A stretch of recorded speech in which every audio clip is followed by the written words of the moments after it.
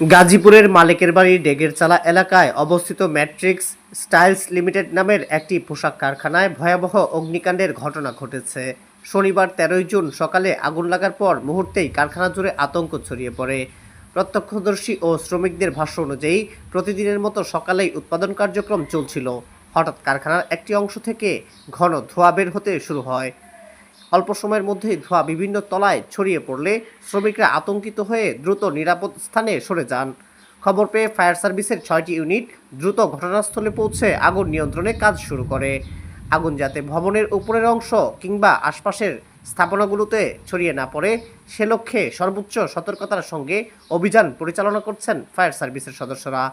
Fire service সূত্র জানায়, আগুন নিয়ন্ত্রণে আনতে সর্বাত্মক চেষ্টা চালানো হচ্ছে, তবে তাৎক্ষণিকভাবে আগুন লাগার কারণ কিংবা ক্ষয়ক্ষতির পরিমাণ সম্পর্কে নিশ্চিত কোনো তথ্য পাওয়া যায়নি। আগুন সম্পূর্ণ নিয়ন্ত্রণে আসার পর তদন্তের মাধ্যমে ঘটনার প্রকৃত কারণ ও ক্ষয়ক্ষতির বিস্তারিত জানা যাবে। এ প্রতিবেদন লেখা পর্যন্ত শনিবার পৌনে ১২টা নাগাদ আগুন নিয়ন্ত্রণে আনার কার্যক্রম চলমান ছিল বলে জানান ফায়ার সার্ভিসের উপপরিচালক মোহাম্মদ মামুন।